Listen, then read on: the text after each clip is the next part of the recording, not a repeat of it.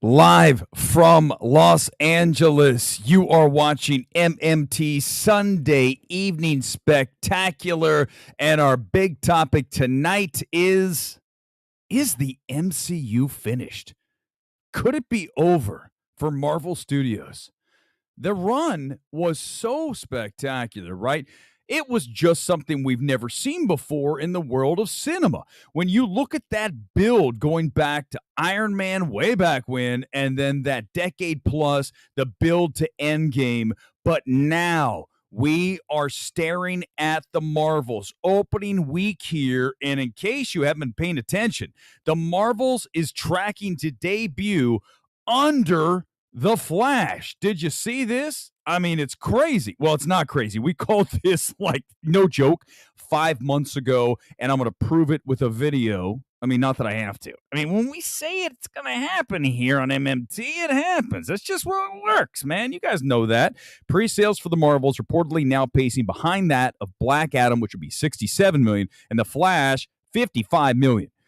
I had a feeling this film would be about 52 million. That's my number. I'm going to throw it out there right now. 52. That's terrible. Because here's the thing. Think about where we were just with the first Captain Marvel. Well over 100 million. And now we're looking at less than half of that figure now because the MCU's value has diminished so far. It's gone so far down. If it's a stock, it's down like 50, 70% year to year because people are getting tired of comic book movies. Raise your hand if you're tired of comic book movies. I am. I'm not looking forward to seeing the Marvels this week. I mean, seriously, what is this movie going to have in it that is going to make you go, oh, this is why I go to see cinema. This is why I come to the movies, to watch this shit. Not, by the way, someone out there, well, Weber's attacking a movie with 3 female leads. Nah, it doesn't matter if it had 15 dudes. It still would tank. The MCU is over. Or it's close enough to it. Your comments now, I will use as many as possible. Let me tell you why the MCU is on life support. It goes back to what we've talked about for over a year now. We've been talking about this forever on MMT. The number one problem is there's too much product. When you give people too much of something, they get tired of it, right? Who's the best at doing her thing and then disappearing for like a year or two and then coming back? People are like, oh my God, I'm so Taylor Swift, right? Look at the concert movie. Look what it's doing. 160 million in the States alone. You know why? Because she disappears and then regenerates interest and then reappears. That's how you do it. The MCU's been with us all the time. They didn't give us a break after Endgame. We were right into No Way Home, which was the best, certainly, film that we've had from them since Endgame. That's it. Everything else has just been underwhelming. Even if I did like Thor: Love and Thunder and Ant-Man 3, I know I'm one of the only who found those films entertaining from just a base, like, popcorn film kind of thing, right? Not for, like, canon, like Marvel canon. No, I don't give a shit about that. I just want to watch a fun movie. So when I talk about Marvel here tonight, this is from the perspective of just the average moviegoer, honestly. Yes, I'm more cinephilic than I am just, watching a crap film on Netflix. But I'm not some kind of CBM nerd who knows this stuff backwards and forward, all the mythology of it. I don't care. Honestly, doesn't mean anything to me. I just want to watch a fun film and certainly characters that I've grown up with when I was a kid. Spider-Man, obviously Superman, not MCU, but go back Batman, the major ones. I mean, I remember on Saturday morning, I would wake up in Columbus, Ohio, and I would watch The Challenge of the Super Friends. It was DC, but they were still comic book characters that I loved and I certainly grew up with. But now we're at the point where you have just too many new characters too. That's the other thing, right? You go back and you look at the Eternals, and that film that did not fire. I mean, still better than this, opened at 70 million. And this film's not even going to get to that. And these characters, and you look at Brie Larson, just her alone, is more recognizable than anybody in Eternals, yet here we are with this film going to be less than Eternals because all these new characters have not resonated with audiences. But at the end of the day, I'm going to make this short and sweet when we talk about why the MCU is faltering. Those two are big, but the sheer reality of the situation is this. We are never getting another Endgame. That was a once in a lifetime experience. If you didn't realize that at the time, I don't know what was going on. You had to understand that that was one of those events in life that is never happening again. We are never, ever getting another build of a decade plus of these canon, right? The big core comic book superheroes that we grew up with in the MCU, certainly Robert Downey Jr. without question as Iron Man, and then it's over at that point. When we build to that and we get, I think, one of the best, it's got to be the best comic book movie of all time at Endgame. But you add Infinity War with Endgame, and you're talking about, as much as I think the Russos suck ass, after you get away from Feige and from Marvel, they have fallen straight on their face with Cherry and Gray Man, two terrible films that prove that you need to have an eye over your director, because if you just let them do whatever they want, you're going to end up with Cherry and the Gray Man. So Feige clearly had control over them, and they delivered great films in both Infinity War and Endgame. We're never going to have that happen again. Okay, guys, just own it and accept it and move on. It's easy for me to accept because I got other things in my life than comic book movies. But I do want to discuss the business of it, and certainly when you have a Marvels here at 55, I say 52, maybe. What if it gets under 50? We are in uncharted waters right now with the MCU, and the bottom line is this. I'll get to comments here in moments. The bottom line is what I just issued. It's never coming back. Ever. It doesn't matter what they do. The MCU, as we knew it, and how everyone was so galvanized, and let's go see the Marvel. Let's run out and let's see this thing. It was a big event. Those days are over, and they're never coming back. But they made mistakes. There's no question about it. A lot of mistakes were made, but it is never going to return to the glory days that we just got through with the culmination of Endgame. Because yes, John says it, Throwaway says it, there's no question that it is not ever returning to what we witnessed with Infinity War and then Endgame. It's never going to happen. Simone, good to have you here back on MMT. MCU isn't finished, but it's on life support. It's just the interest level's not there. I'm not excited to see the Marvels at all. Okay, this is how disinterested I am in the Marvels. Not because it has 3 female leads, because I don't want to see it. I'm just done with comic book movies. I told you guys that this film needed to be pushed into January. In fact, here's the proof. So look, this is going back to, let me show you. This is from MMT way back in, what was the date on this? 5 months ago. I told you it was like a long time. Here we go. Listen to what I said 5 months ago about the Marvels. That film is dead. I called it 5 months ago. This film's dead. It was so easy to see. And this is 5 months ago. I told Marvel to move this into 2024. Put it in January, give it even more space. But it didn't even matter. Honestly, the film was going to just be, it's DOA no matter when you released it. But this is the end for MCU. We'll never see it the way we did before. It'll never happen. The high is off. It's never going to return the way that we knew it. Marvel in a situation where people are finally learning how the sausage get made, and it's been a horrible brand long before Infinity War Endgame. And how about this? Let's just say this, that unless you really give us some unique visions of these characters, and I return to a Joker. What made Joker so fascinating? If I have to say it, I'll say it for the final time. It's King of Comedy and Taxi Driver. Duh. But what made that film so fascinating? That it was a totally unique vision on what you could do with a comic book movie. We've seen every other iteration from Marvel Studios. It's essentially the same film. You either up the comedic factor or downplay it like a Black Panther. You up it like a Ant-Man 3, Black Panther 2, which is not a good film. I mean, it doesn't help that these films haven't been great. I mean, Wakanda Forever. Has anyone discussed or thought of that film since you saw it? Of course you didn't. I almost fell asleep in the movie. Terrible sequel. And everything was wrong about that. The casting was wrong. All kinds of Namor. That was such a misguided choice. My God. I told you guys before, I shouldn't be more jacked than the dude playing Namor, but the truth is that's the reality. What are we doing? What are we doing? Like, here's what I want to say, and I was thinking about this driving home from Orange County today, and I said to myself, you know what the problem is? We talk about woke and anti-woke and all this stuff back and forth. I get it. That's like the central issue these days. Here's the problem. You can call it whatever you want. This is the issue with Hollywood and with the world. We have people in positions that have no business being in said positions. They don't have the talent required to service the job.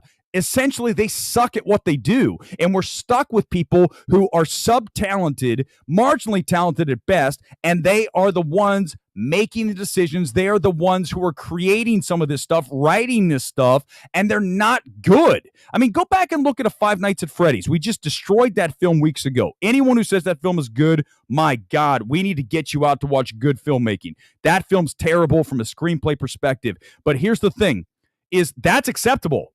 People think that's good.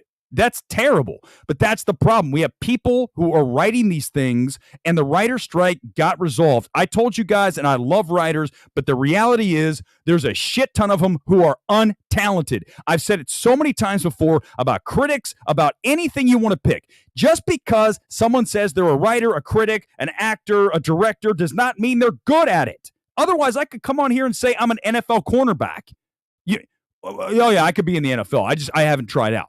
No, there's a reason why when you turn on the NFL, those players are the best, because they've gone through all of the hoops. They've jumped all those hurdles and made it to the big times. These days, we pretend that anyone can throw on a hat and go, oh, I'm a movie critic. Oh, I'm a director. Oh, I'm a writer. Oh, no, you suck. You're not good. We need more Simons in the world who tell people you're not good at this. And I know that's mean. I'm so sorry to be so mean. Who gives a shit? Gen X, me, and all my boys who are Gen X out there watching, we didn't play that way. People told us we sucked, and we go, F you, we'll do what we want to do, but ultimately we also were very fair with what our abilities are. We have people now at the studios who are making these decisions, and they weren't hired for being talented or being of merit. And I'm not even going to go any further than that. You know what I'm talking about. You do not hire people based on anything that they resemble physically, ever. You hire the person who is the most talented. Always. That's not even a question. If I ran a show and a studio came to me and told me, I didn't think I'd go off like this, but now I'm feeling it, so just bear with me. If a studio told me, you now have to populate your writer's room, if I create a show, right? So here's my show. It's about the world of live streaming. Whatever. You've got to now hire 10 writers that are going to write the show and make this cool show about living in LA, going to movies, and having 40 people watching a live stream. That's what we're going to do. And they say, oh, by the way, you can't just hire who's the best or most talented or who you believe will give you the best scripts. You have to hire this, and this. Go to hell. I'm out. I'm not doing this shit. And that's what we need to do. We need to get back to that. We need to stop doing this shit. We're filling and checking boxes. You give me merit. I don't even care what someone looks like, the color of their skin. Doesn't matter. Are you good at what you do? Because we have too many people in this town that are in positions that suck at what they do because they were put there and they don't have the talent to back it up. I'm tired of this shit. I didn't think we'd go there. We just did. That's what this show does. I don't even know what I'm going to do half the time. Let's continue here. Let me just catch my breath for a minute. Tell me I'm right, though, guys. Tell me everything I just said is 100% right. Even if you're the wokest person on planet Earth, you are telling me that I am 100% Right. I was wrong. 49, 46 now. Who cares? I don't even care, Paul. Thank you. Honestly, listen, here's the reality. I don't care. When I do this show, I love the fact that I have one person watching. I don't care if it's David, if it's Simone, if it's a mega swiper, if it's Animotion, Joshua. I don't even care. The end of the day, thank you, David. I'm nailing it. It's we never are going to hire a director or a writer based on checking a box. It's never going to happen. I'm never going to do it. I'm never going to hang out with someone because they fill a certain demographic. What kind? You're a shitty person if that's who you are. Seriously, what are we doing? What are we doing? Would you admit that openly? Like, oh yeah, I have a friend, and the reason the person's a friend is because they fill a certain demographic. Could you imagine? So today I play beach volleyball, right, with all my buddies. My buddies all happen to be white. Okay, that wasn't by choice. They all know how to play volleyball. We played pretty good level, pretty high level. But I didn't ever once think that I can't play with these people because they're all white or they're all whatever, or we have to, it's just, God, I can't stand that thinking. It's bizarre. It makes me ill. And if that's anti-woke, then screw it. I want someone who's good. That's it. Someone who's talented. That's all I want, okay? End of the day, Felicity. If you need a doctor to save your life, you only care is the most skilled. Exactly. Can you imagine going into the doctor needing help and you get somebody who, this person is here, they didn't really do as well as the other people, but because we need to have a certain look. What? Huh? What? I mean, unbelievable. Don't ask me. I will post my volleyball, but you know what? That's it. Gone Girl, you asked for it. I'm going to do a live stream from volleyball maybe next week. Like during the day, I'll just put a camera up and you'll watch and you'll go, he's not bad. He actually is pretty good. Galliette, thank you for the super chat. And I appreciate you watching and being back. I know you're in and out. And listen, at the end of the day, I'm not even kidding you guys. This channel is just me enjoying your company and discussing what we love, which is film and theatrical. That's it. Those numbers aren't anything to marvel at. No, if it's at like 50 million or God forbid like 48, 45. Are you going? Here's the next question. Are you even going to the Marvels? Who's going? Honestly, if I didn't have a list, I don't think I'd see it. This is how disinterested I am. I didn't even finish that thought because I went off on Hollywood. I apologize. That's what typically happens here if you're new to MMT. We start on something and all of a sudden, boom, we're over here. Nope, now we're over here. Is that, Disney didn't even send me an invite to the press screening.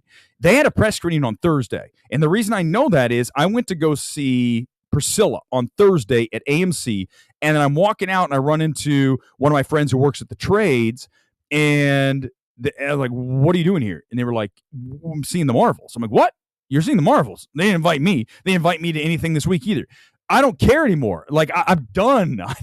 I didn't even make any effort. Like usually I'll send an email. Hey, by any chance, did you miss me on the Marvels? Can I go? I don't care. I'll see it Thursday and I'm not looking forward to it. I got a bunch of good movies to see this week and the Marvels is not one of them. Okay. I'll tell you what's on the screening schedule coming up, but all of them are more anticipated than the Marvels, for God's sake. There's no story. It's just gimmicky team up. Exactly. And it's also the same shit I talked about in that stream from 5 months ago. I was watching it before I came on. I'm like, it's the same thing I said 5 months ago. When you watch the trailer, you're like, oh my God, it's Shazam, right? It's, oh, I'm a superhero and I don't know what to do with my powers. And it's Blue Beetle. It's all the shit we've seen. Why are they, again, these writers, this isn't good. What are you doing? And I understand what Marvel has this new thing called Marvel Spotlight. Did you see that? They watch MMT. I told you that. I told you the executives watch. Did you hear what Marvel Spotlight is?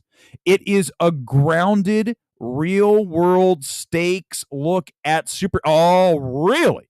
Which is all I ever talk about here, wanting to watch a grounded, real world film. No matter what it is, I just want it to be simple and real feel. It feels organic. I don't want to watch this shit out with all these effects and here's this damn cat doing something stupid. I mean, the movie looks terrible.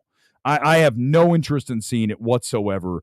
And if you do, God bless you, but I know you don't. You're lying to me, and I'm going to call you out on it right here. Okay, we'll get back to that. I want to get to a few more things here before, and then we can go back to MCU. I think that really, I mean, listen, was I wrong? Am I wrong? It's over. The MCU will never be as strong or as popular or as galvanizing or as universal as it was with Endgame. No way. It's not going to happen. By the way, can you spot the new FYC screener behind us on the MMT walls? Can you see it? It's there. It is this year's first screener. It's arrived, and it is visible. It's not like a tiny little bit. You're looking for like, where's Waldo? It's pretty much right in front of you. If you just look, put it in the comments if you see it. Let's talk about box office this weekend. If you missed breaking box office, let's do it quickly. It's going to be very quick because there's not much to talk about. I do want to remind you, and I know this hurts. It hurts me very much. The film right there that I consider to be 2021's best film of the year, no question, is Dune. And then we didn't get Dune 2. It was supposed to be today.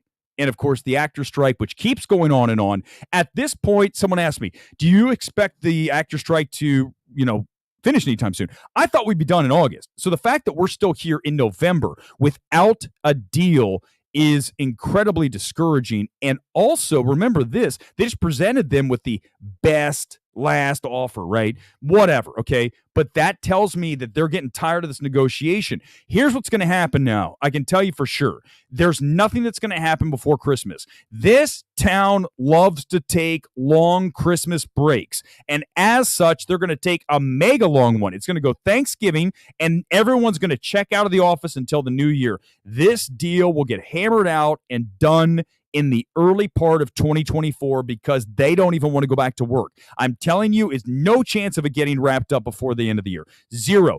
The executives don't want to work. Anyone else said that? No, that's why you watch MMT. You're going to go, my God, it's brilliant. Weber's brilliant again. I'm 100% right. You watch. It's going to get done in January because right after they get back from their ski vacations in the Alps, they're going to go, fine, we'll go back to work. They want to take the entire month of December off, and having no shows to worry about means they can take as long as they want. And that's how that thing's going to get resolved, not until 2024. But because of that, we don't have Dune 2 this weekend. And we didn't get The Killer. Well, maybe you did. Did any of you find The Killer? Because remember, Netflix said in theaters. Okay, I live in LA. Yes, there's a theater like 7 minutes from my house that has The Killer. But is it available in your area? Is it at AMC? Is it at Regal? Is it at Cinemark? The three major chains, right? No, it's not. Because Netflix doesn't give a shit about theatrical. And until we get directors who say, I am not going to work with Netflix because you do not value theatrical. And I called him out before. I'm doing it again tonight. David Fincher, you don't love movies.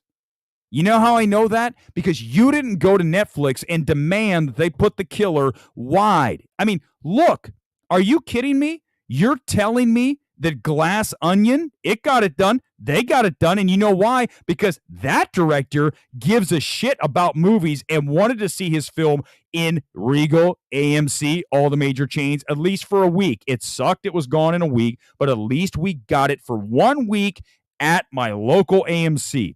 Fincher doesn't give a shit. Fincher's like, I just want to make whatever I make. I didn't even see The Killer. I'm not going to watch The Killer. I'm just disappointed that The Killer wasn't there at least to make, say, 10 million this weekend, right? Could it not have gotten 10 million? There's nothing out.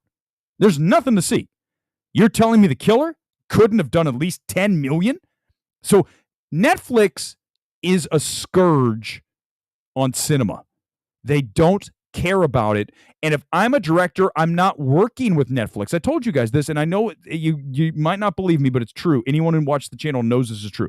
I would never work with Netflix, even if they offered me 100% more money for my film than any other studio. Like, hey, we love your film, Eric. We're going to give you $5 million for it. And then I get an offer from Neon for 2.5. I'm not kidding you. If it was my money, and I would absolutely say we're doing the deal with Neon, go fuck yourself, Netflix. I don't want you bidding. Like, we need to turn Netflix into literally scarlet letter shit, We've got to make them change. And I'm the only guy, the only one, not Sean Fantasy, Mr. Elite Film Guy, who wants to go to all the Netflix events. Isn't he so cool? What a fantastic critic, too. One who recommended both Beau is Afraid and Babylon. There's no question. It's very understandable why a Sean Fantasy is so beloved and held in such high regard, with recommendations on two of the worst films I've seen in the past year, 2 years, 3 years, 4 years, decade. That guy, but yet he doesn't have the balls to do what I'm doing, right? He's got a much bigger platform, but that dude doesn't have the cojones to pull it off. None of these guys do. They're all wishy-washy wannabes. They all want to go, please invite me to your next movie screening. Can I come to your party? I'd really like to come. And you're like, dude, there's more to life than getting invited to a party or to a premiere or any of this. I get invited to stuff. Okay, tomorrow night, premiere of the new Nicolas Cage A24 film. I just got invited to it. This is hilarious. You guys ready for this? It's in Westwood, which is already a nightmare. I hate going over there. But here's guess who's hosting it? Ari Aster. I go, that would be, listen, if, no joke, because Ari, there's no question that Ari Aster knows who I am. Like a 0% chance. I've spoken with Ari Aster before Beau is Afraid at the A24 Christmas party, but there's no way at this point. A24 knows.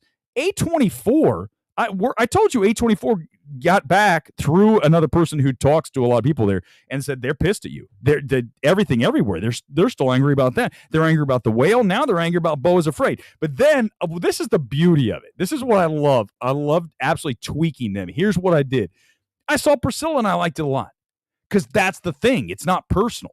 This film sucks. This film's good. This film is great. This film is trash. That's how it works. It's never going to be these are all good. This is all fantastic. Or as Chris Gore would say, it's fine. Like that was what ended it for us. When he saw No Holds Barred. What was that? What's the name of the Jennifer Lawrence one? No Hard Feelings. I knew it was 3 no something. And he goes, No Hard Feelings is terribly directed. I mean, really, truthfully, the director of No Hard Feelings has zero talent. I mean, it's as low on the talent scale as you could find to direct a comedy. And Gore's like, it's fine. I go, that's it. I can't talk to you ever again. I can't do this. If you can't see that this is a terribly directed from a tonal and the edits and everything's off, everything is not good. And we're going to talk about a movie in a moment that's actually very well directed. The screenplay, though, undoes the whole thing. It's absolutely not working at the end of the film. That's Saltburn. We'll talk about it in moments. But if you don't notice those things, I go crazy. I'm like, what are we doing here? Back to The Killer. Why didn't they drop it in theaters? Why? Why do they hate us? Why do they hate AMC? Why do they hate Regal? Why do they hate money? Netflix, what's wrong with you? I don't care if you're the streaming giant. In my eyes, you are the lessest, thank you, studio in all of Hollywood. It's not even a contest. I mean, there's no one lower than Netflix. Not anybody. Not IFC. Not Gravitas Ventures. Not what's like even lower than that. Shit, someone help me out. Not Blue Fox Entertainment. I saw a Blue Fox Entertainment film at AMC, but not a Netflix film. You're like, what the hell is Blue Fox Entertainment? Trust me. Killers of the Flower Moon.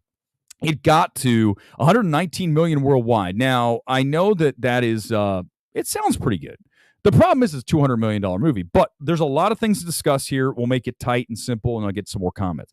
Killers of the Flower Moon obviously was given that budget by Apple because, one, they have more money than they ever will need in like 1 million lifetimes, so they can do whatever they want with money. It doesn't exist to them, right? When you're that rich, money doesn't even exist. It's like, you want 200 million? Here you go, take it. It's all good. We'll make more money. I mean, you see the profit margin on the iPhone? It's like, what was it, 30-some billion? I just saw the number. It was insane. It's a number you can't even, like, if I said write this number, you'd be like, wait a second, I got to think, how do I write this number? That's how gigantic it was. But when you look at Apple, they're like, we had 200 million. That's nothing. Here you go. I got you. And then what happens is this film ends up not making, let's say that ends up at like 140. They're still going to be better off because they've now cemented their footprint into theatrical, unlike Netflix. Amazon and Apple are in, but not Netflix because they're too good. slash shitty, and because of that, Apple is now going to be ready to go with Napoleon and whatever the next thing is. They're not going to put everything on in theaters. And I'm not asking Netflix to do that. I'm asking the studios to pick the films they deem worthy to be theatrical. And clearly that's not the Gray Man, right? I would never put Gray Man in theaters, even though at first you'd think you would for $200 million and with Gotham. When you watch it, there's no way in hell. I'm going to release do we have something lower? Do we have a Netflix like shit, even lower level? Like they need to have like a minor league Netflix system, because if that were the case, we would send the Gray Man directly to that minor league outfit and just like shovel it away. It's gone. I don't remember that movie. It's horrible. And yet they're going to make a Gray Man 2. My first move I would do if I stepped into Netflix, no question whatsoever, I would fire 50% of the people that work there, maybe more. I would sit through and I would be George Clooney in Up in the Air.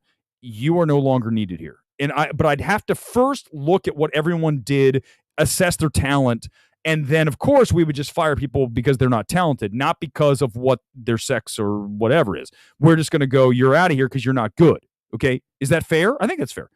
If you're not good at your job, you're gone. End of discussion. But Netflix just keeps these people on and they make terrible decisions, such as Gray Man 2. Unreal. Unreal, I tell you. These studios, it gets back to what we said at the beginning. They have so many people in these positions that are not good. They are not good at all. They're not talented. Don't tell Gore that. Don't tell Gore that. I'm not going to. I have to use that. I'm not talking about Gore, but it's because it's super chat. Any super chat, I pretty much have to do it. Sully, good to have you again. If you haven't subscribed to Sully Streams, do it. He's a very good critic. I've watched some of his videos, and I think he is the rare combination that we're looking for. Fearless, number one, and observant, number two, and is very well stated. He knows exactly how to dial in on things, and that's a high recommendation for me. I do not give that out very often. So go subscribe to Sully Streams. Very good critic. Not just because we agree, but he sees things. That's I talk about, like the Gore thing with the no hard feelings. If you don't see some of this stuff, let's talk about Saltburn. Okay, and then I'm gonna tell you things about Saltburn that I pray someone else has seen. But when you don't see these things, you start to get a little crazy. You go, why am I the only person who sees something that's very clearly right in front of you? Okay, the direction on No Hard Feelings. It's not great. I'm not saying the film's unwatchable. I'm telling you that if you give it to a director who actually can handle a comedy and knows how to assemble it and to calibrate it, it's going to be a much better film. But because this guy doesn't have the talent of that, then we're left with a film that's not great. That's always absolutely the worst thing in film, when you watch a film that could have been better, which leads us perfectly into our MMT evaluation of the night. I saw Saltburn last night. This is Emerald Fennell's next film, her follow-up to Promising Young Woman.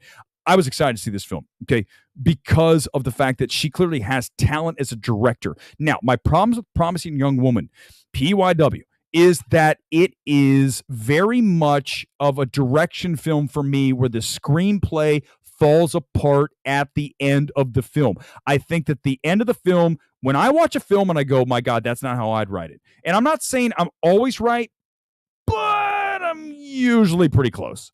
And when I watch Promising Young Woman, I'm like, wait a second, this is not how I would have this finish. I would do XYZ. First thing I do with Promising Young Woman, without question, is recast Bo Burnham. He's the wrong guy in that role. Not even any question. I'm 100% certain. If you change that, the film is better. Right off the bat. There's more things, but that's a major issue with that film. When you look at a Saltburn, that's not the issue here. The performances are very good. When we do these evaluations now, I'm going to give you a thumbs up and a thumbs down. Things that worked and things that did not work, and then ultimately the verdict. Things that work here. Performances, without question, Barry Keoghan. Barry Keoghan is perfect in this role. Did you see talented Mr. Ripley? Well, then guess what? You've seen largely Saltburn. There's obviously tweaks here. It takes place both at Oxford and then back at this manor of the rich college kid, and he lives at Saltburn with his, wacky family. The problem with the film is not the performance of who I think here is perfect when you look at Barry Keoghan, and I think also the other guy that I have been really impressed with In the past 72 hours, I have seen two performances by a young actor I have never seen before until these two films, Priscilla and now Saltburn. And when you look at Jacob Elordi, you have no question whatsoever that this is a very talented actor. And it's not just the fact that he has the ability to stand out, because no question he does. He's that guy. He's just such a good-looking dude. He has a physical presence that you cannot replicate. When you look at Jacob, you just go, this guy's a stud. This guy is, I get it. Like, you don't have any questions. Sometimes, they portray the hot guy, hot girl, and you're like, no. Okay, you go, this isn't working. This person is not that. What was the movie I just saw like that? I was telling you guys, when I watched it, it was like, it was an actress, and she was kind of supposed to be this hot thing that everyone was like all into. And the reality is, she's really not that person. Elordi is that. And I understand that he is, the girls lose their shit over this guy. He is going to be a huge star. I don't mean small. I don't mean like he's going to be a huge star, this kid. Okay, so you have those two, without question, the best performances here, and they are the two central characters. The problem with Saltburn, and this is a big, big problem, direction is not an issue. The direction of the film, the edits, the storytelling, the way the story's told, the way the film presents itself is very good. Emerald Fennell can do that. She did it with PYW. I didn't have any problems with that. I think it is certainly direction plus. But the problem here is the same problem we saw with Promising Young Woman. It is the screenplay, and it falls apart in that final act. And I don't just mean falls apart. When we get to Saltburn, and I know some of you hopefully saw it on Saturday night. If you haven't, I don't want to do spoilers, but I'm only going to tell you this. We build. We know where it's going. There's no question. I knew where this thing was headed very early on. But when we get to that moment, it happens. And then the treatment of that, how that happens, and then the reaction to how that happens and what happens is so off. The tone is, I'm telling you, I was in the seat with my eyes like, what the hell are we doing right now? I couldn't believe that's how bad. This film has so much going for it, and then actively, from a screenplay perspective, at the end, in that third act, we have something happen, and then not just that, we double down and continue, and we lose everything. It's like someone at a poker table was throwing down cards, lose. I'm going to keep going, just put it all in. That's it, I lost. That's how it keeps going. It keeps doubling down until we get to the end. I'm like, oh my God. I was sitting outside with four of my friends last night. We were all coming out of Saltburn, and no one was a big fan. And I said, we could sit out here right now, the five of us right now, and we could rewrite that film up until the moment I'm talking about and rewrite the back end, and the film would be good. But the problem is, remember, we talked about all the time, and it's very essential here with this film. Just because you're a good writer doesn't mean you're a good director. Just because you're a good director doesn't mean you're a good writer. And here's what I can tell you. Emerald Fennell is a better director than a writer, and it's not even a competition. If I want a film directed, I am going to have Emerald direct it, and I'll let her maybe have a say in the screenplay here and there, but she's not writing the film. It's kind of like we talked about Sam Mendes when you look at Empire of Light. That film, from a direction standpoint, is flawless. It is really one of the best directed films of the year. When you talk about the cinematography, you talk about the score, you talk about the assembly, the calibration, the edits, all that stuff, the performances, everything's there. Screenplay's a disaster. It doesn't work. I think disaster is too strong. It is definitely not a great screenplay. It doesn't work. It doesn't coalesce the way you want it to. This film has, again, too much going on, and it's the same thing that we have with Sam Mendes. So those are your like, well, he's picking on a female director. Sam Mendes, white dude, old white dude. Same issue. We had a film that is very well directed in Empire of Light, and then we have a film that is extremely well directed in Saltburn, and then we have screenplays that actively destroy the film. Disappointing, no question about it. MMT score 75%. That is a C, and it could have been so much higher. But the takeaway for me from Saltburn is the fact that Jacob Elordi is going to be a massive star. I don't mean like small. I mean, guys, we're talking Tom Cruise level. He's tall. He's in shape. He's incredibly handsome. He's got it. He's got the swagger. So he's my guy. I'm putting all my money on. I know a lot of you are like, no shit. But I'm just telling you, I don't know. I only see the movies. I don't watch the shows. I don't watch the Euphoria. I don't watch these things. I just watch. I don't know anything. I just come in and I go, well, this guy's good. That's all I need to know. I'm sure Euphoria is better than Saltburn. It has to be. I mean, Saltburn has so, like I said, it's got a lot of issues. Johnny, I totally agree with you. Elordi is very good as Elvis, and that's not an easy ask. We talked about that in the reaction stream. If you haven't seen it, I mentioned that, when you, on the heels of an Austin Butler who really should have won Best Actor last year, it's not even a contest. I mean, we know why we know why he didn't win. Okay.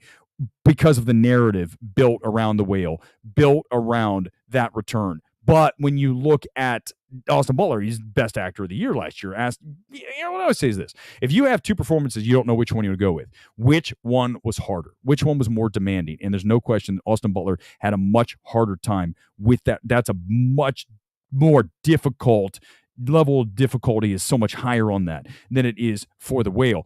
I mean, you guys just saw Killers of the Flower Moon. Oh man, I guess I got to do it again. When you watch Killers of the Flower Moon, did you not watch and go, wait a second? So was it makeup in the whale or was it real? Oh, Weber, you're terrible. You're a terrible human being. I don't care, whatever. Like I care. But he's gigantic in that film, in Killers of the Flower Moon. Not to mention, in Killers of the Flower Moon, that performance is like, what are we doing here? He comes on the screen, you're like, dude, why are you acting the way you're acting? Everyone else is grounded and you're like out of control. All right, let's go to some other things. Let's see a couple comments, but I'm glad I know. Again, he's 6'5", he's very tall. That's the only, it's interesting you say that about Elordi. One thing you don't want to be too tall. Vince Vaughn has this issue. Very few actors are really tall, because the problem is that when you get him like Jacob Elordi and then you get Barry Keoghan next to each other. Keegan's not tall. I told you guys, in fact, let's do this right now. I was saving this. Well, let's just do it now. It's perfect. We just talked about Saltburn. Let's do physique critique. This is Barry Keoghan and Saltburn. We haven't done a physique critique in forever, guys. And this is, for those of you who don't know, this is where we take an actor and we look at them shirtless, and then we decide what they need to work on or what they're doing. Have they improved? And I'm the only guy on YouTube who discusses movies who's able to do this, and I'm not going to tell you why. Don't make me do it. I'm not going to do it. I'm the only guy who can do this. That's why we're the only one. Gore can't do this, that's for sure. Burn! All right, here we go. Check it out. These are some steamy pics of Barry Keoghan. So I told you guys I ran into him at the gym. That's not him. That's me in a different thing. Give me a second. Here he is. So there's Barry Keoghan. I was at my gym and I came down the stairs and I was walking over to the different area and here he is. He's right at the end of the stairs and he's got those. Look, you see the eyes there. Look, he's just like, he's little. I mean, he's like 5'1", 5'2", really little dude. And he's just looking at me. I'm like, he's looking at me real quick and I go, oh shit. That's Barry Keoghan. Like, I mean, obviously, but he's there working out. Look, he's getting a little bit of size. He's, it's kind of like that new muscle with Barry Keoghan. It's not going to be as chiseled, or that takes time. Okay. I'm not going to tell you that it's something you can do overnight. It's definitely not. But the key is that he looks like he's putting in the work. Here's another one from here we go. This is from his Twitter. You can see he's got the first of all, I love the short shorts. All my volleyball boys will tell you this. I wear the shortest shorts. I'm not even kidding you. I have shorts that I take in. I've never told anybody this, except they know this, but I'm telling you guys. I have board shorts that I take to the tailor and she cuts them down to like 13 inches. That is so short. Okay, they come out, they're supposed to be like 18 to 20, and I literally go, I need 7 inches off of this. Get it down, bring it down to 13. And she's like, they're too short. No, I want them at 13. She cut them, and she goes, they look good. Like, I told you. I know, I have pretty good style eye, man. I know what I'm doing. So Keegan's got short shorts. I like them, plus they're pink. But here's the deal. Like, right, he's a shorter guy. He's got shorter arms. So he's got a thicker kind of build because he's going to be shorter. He's going to be a little squat. He's not going to have that lean Jacob Elordi look. In fact, I think we have a look at Jacob Elordi. Hold on, let me see if I have it here. We can do Elordi too, since we're talking about the film. They're both in Saltburn, obviously, the best parts of Saltburn. When you look at, here he is. In fact, he is. Let me roll down. There he is. There's our boy Jacob Elordi, who's just a god. He's got that long, right, that athletic body that he's going to get those cuts. He's going to look good. Keegan, on the other hand, just needs to, I think, just keep going. Right, at the end of the day, the point is here's the deal. I talk about this all the time. Why is this important for those of you who are like, why are we doing this? It's very important to have substance to your physicality. You got to look the part, right? You go back and look at Ryan Gosling. Go look at Ryan Gosling back when he made that transition to Drive and Place Beyond the Pines. He started lifting weights and he got bigger. Like, Ryan Gosling is not a little guy, okay?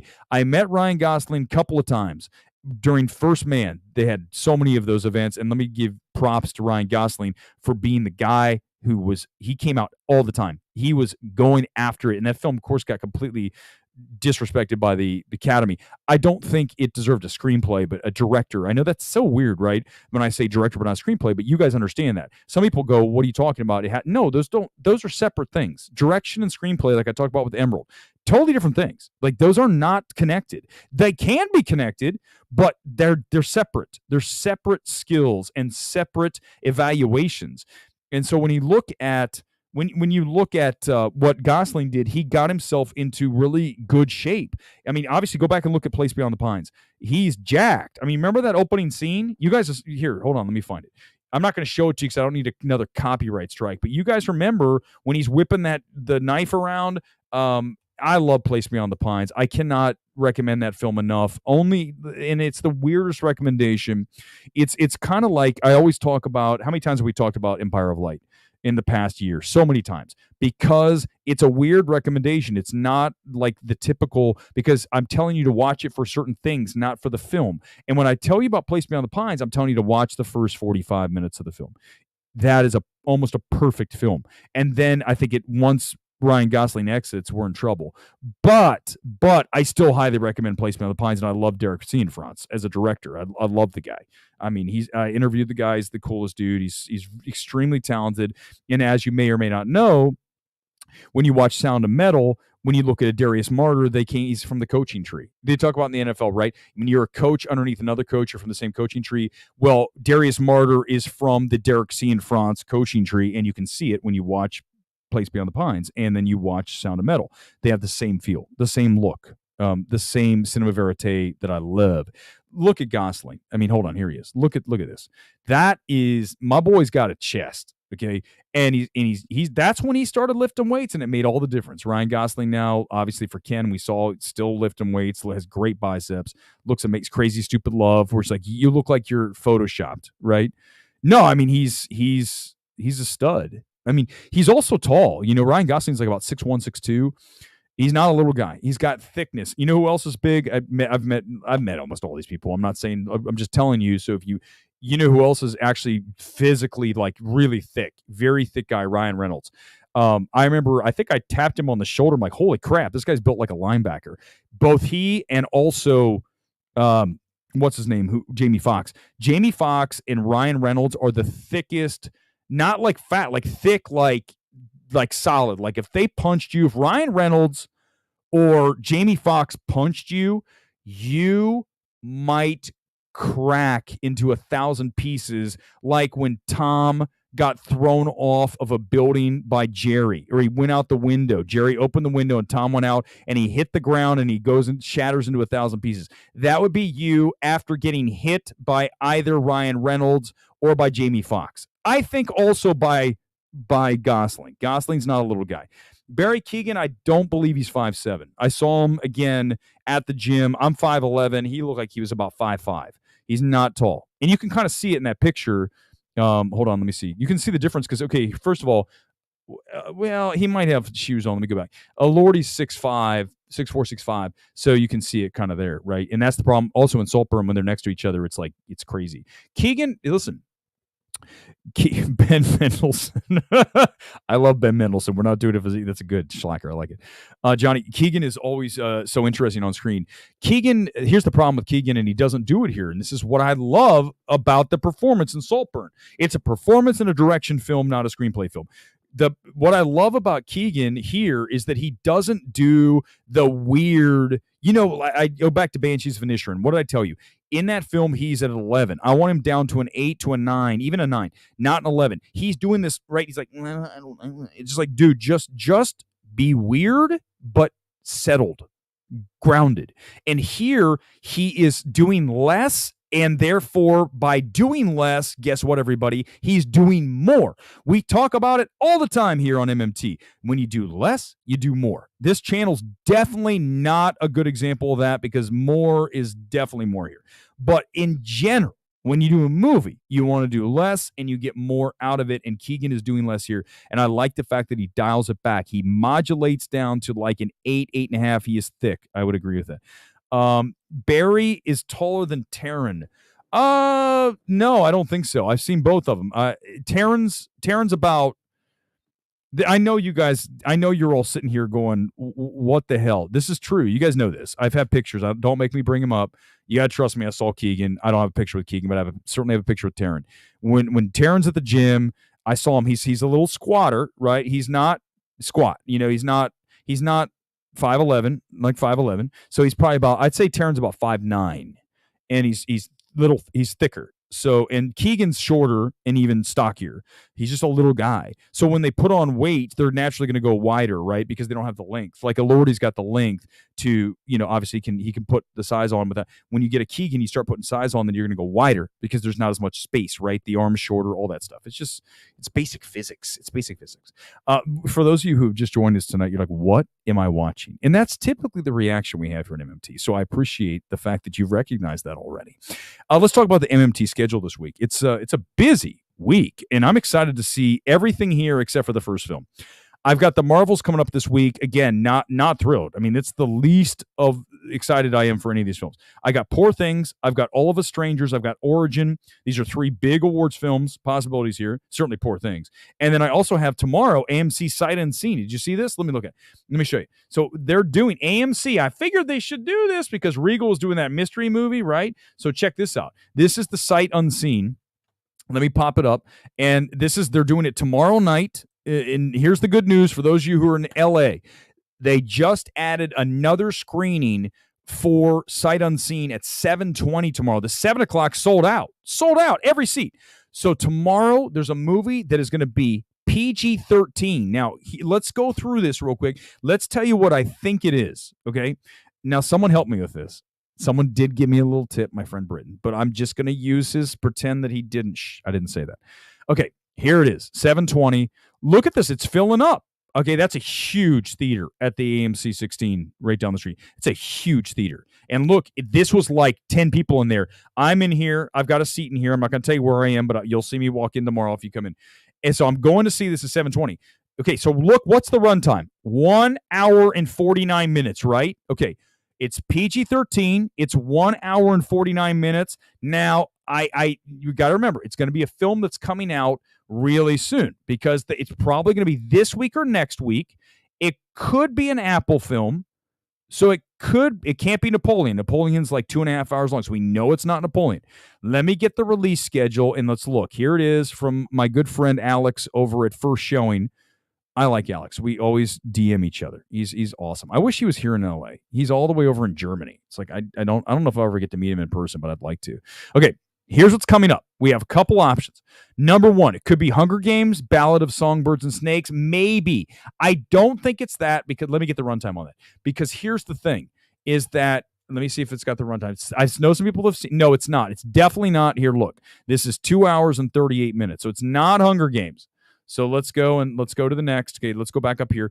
It's not going to be Holdovers. That's already out here. It's not going to be the Marvels because they're never going to do that on a Monday night. That's never going to happen. It's not the Marvels. It could be Dream Scenario. Okay, but I think that's PG-13. Let me see if I can get a runtime on that. It could be Dream Scenario. It's definitely not The Killer because Netflix doesn't give a shit about you or movie theaters.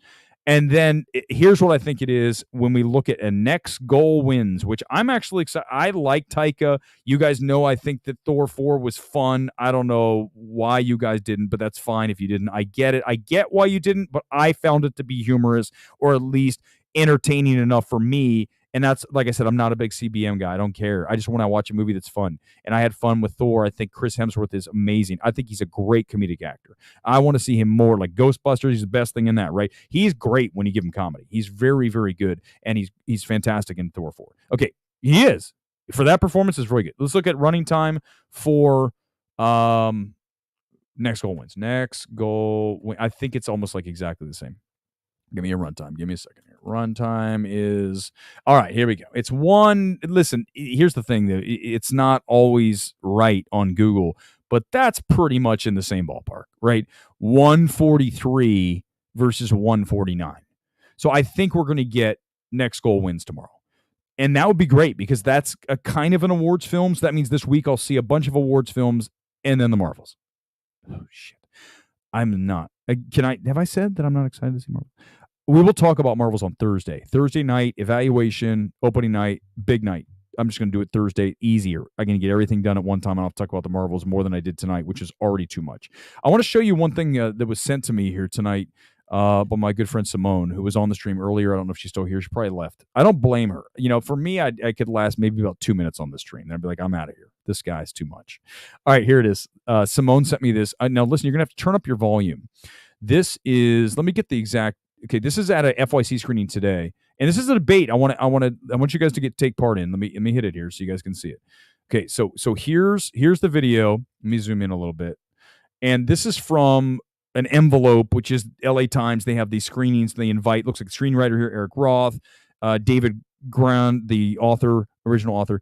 And so here is, listen to this soundbite. This is about movies and runtime. And as you know, this film is 3.5 hours long. I want you to listen to what he has to say. I'll say my piece and we'll discuss it. Then you guys weigh in. Here's what he has to say. Volume up. I can't answer your question about this movie. I know my own personal feeling about it. I think it's worthy of a lifetime. But I think these artificial decisions about what the length should be is an abstraction. It's just like some movies feel too long and some feel too short. And so it's whether it's worthy. And judge it as a work of art, and then critique it when you watch it. If you say it feels too long, that's fine. But this idea of what should be a length, get some popcorn.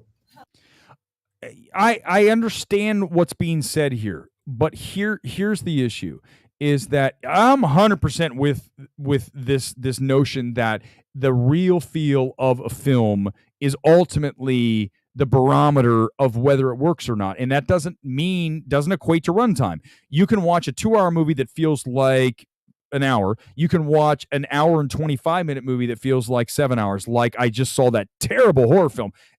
Go back and watch my horror films of the year that were the best and worst. The worst film I've seen this year, because it's not even a film, it's an abomination, and the director should never work again. I'm sorry.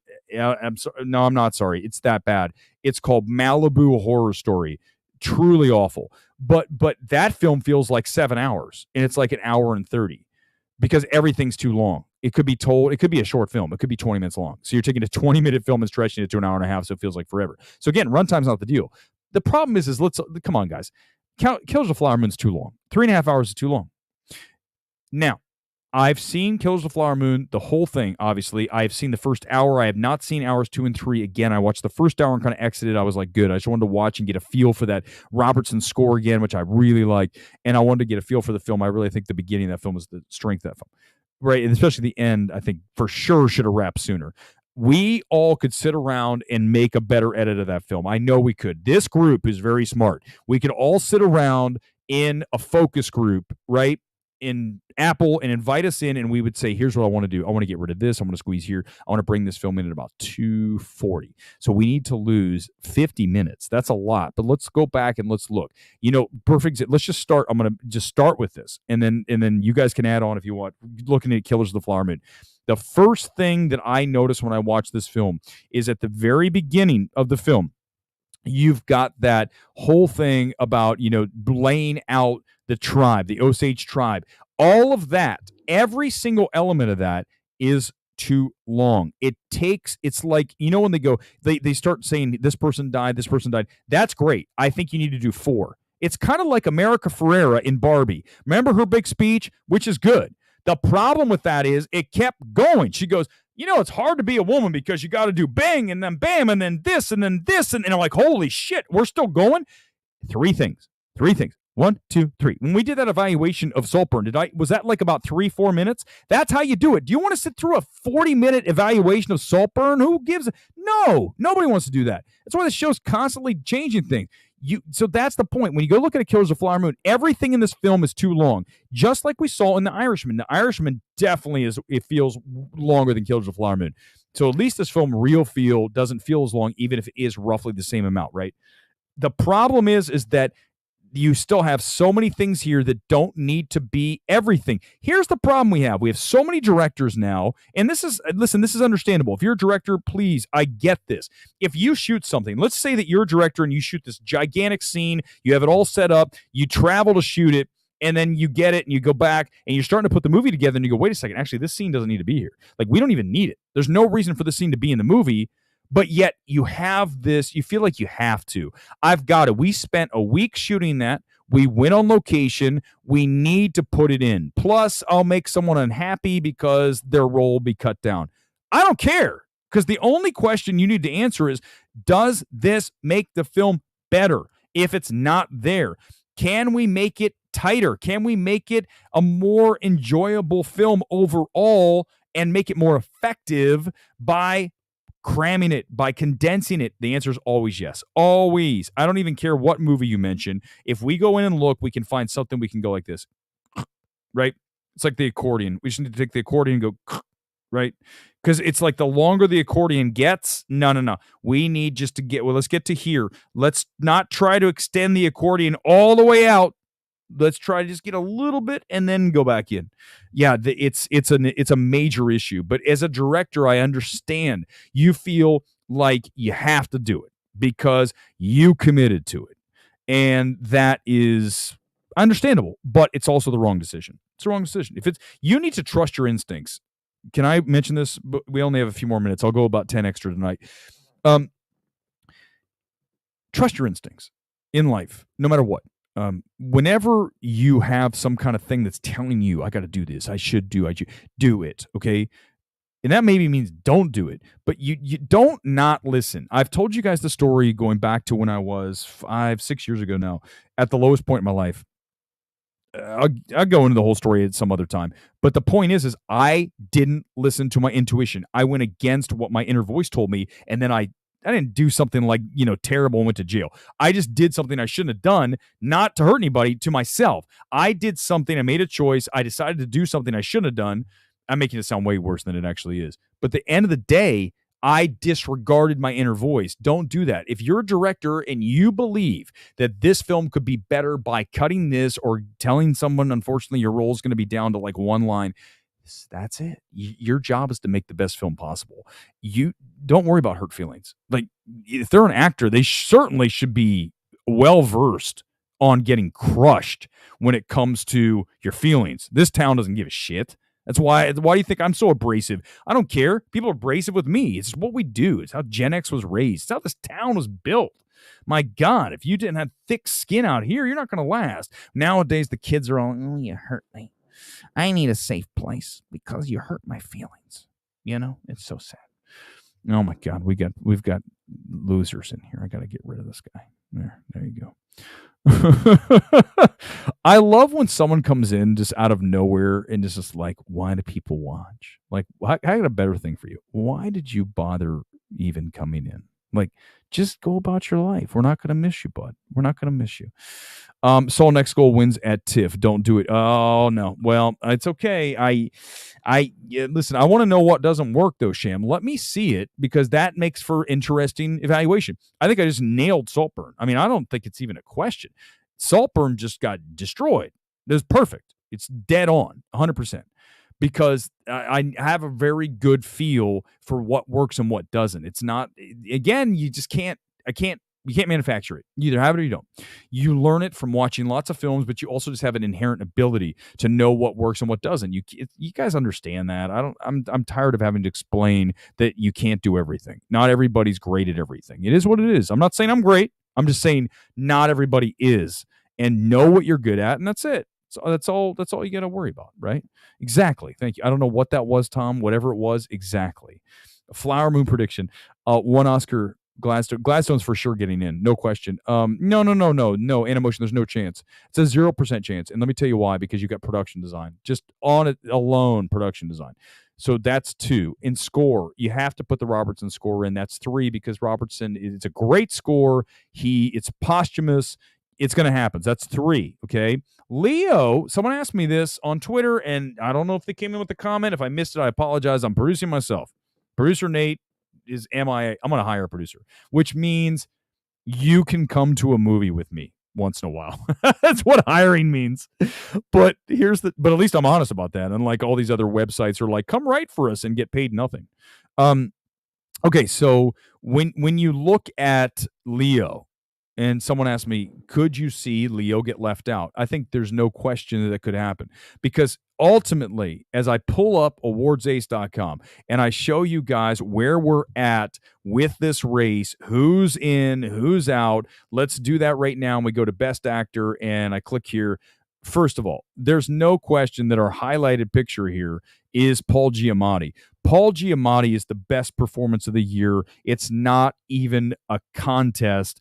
It's just like we talked about when I discussed Holdovers multiple times here. It's one of the best films of the year, maybe the best film for me. I've seen it twice now.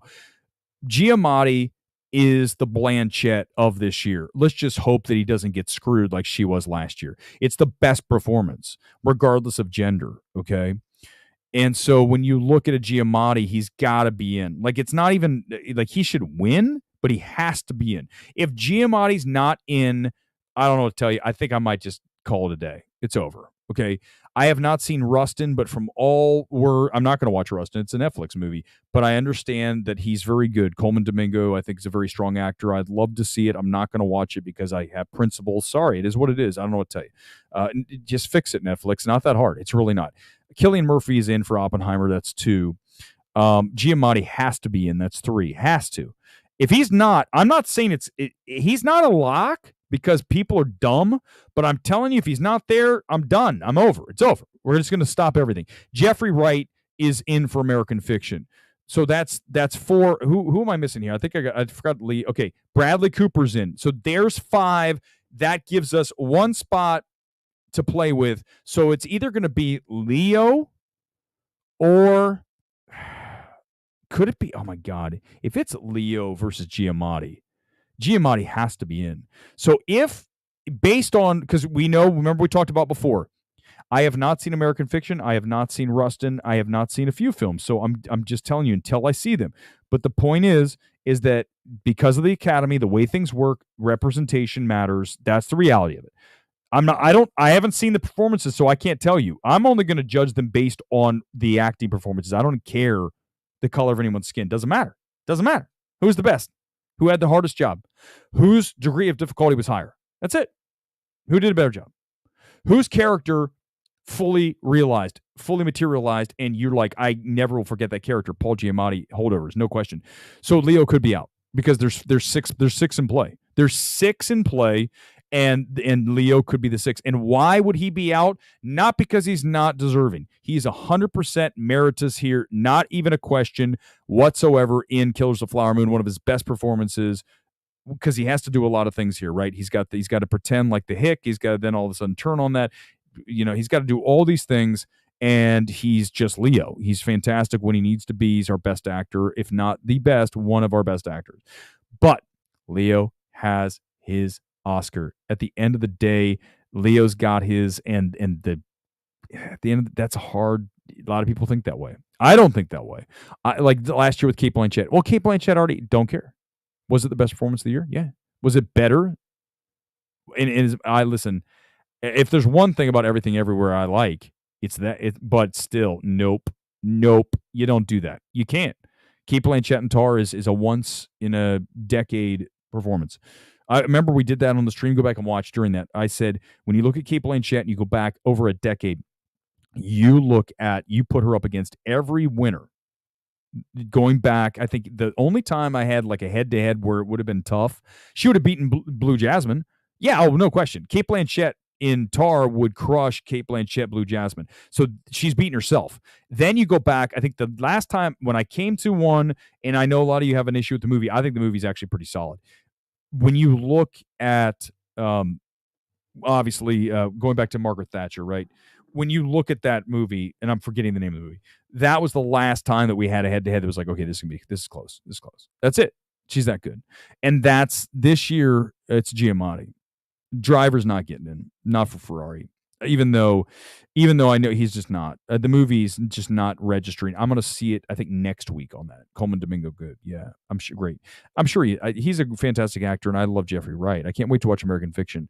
I've heard, man, that movie. I'm really looking forward to see American Fiction because there's something in that movie that is going to be polarizing, and I got to see it. I got to get eyes on it. Just like Saltburn. I realized that people weren't as high, but the weird thing about Saltburn, this is the thing that's crazy. Now, I didn't go through and read a lot of Saltburn.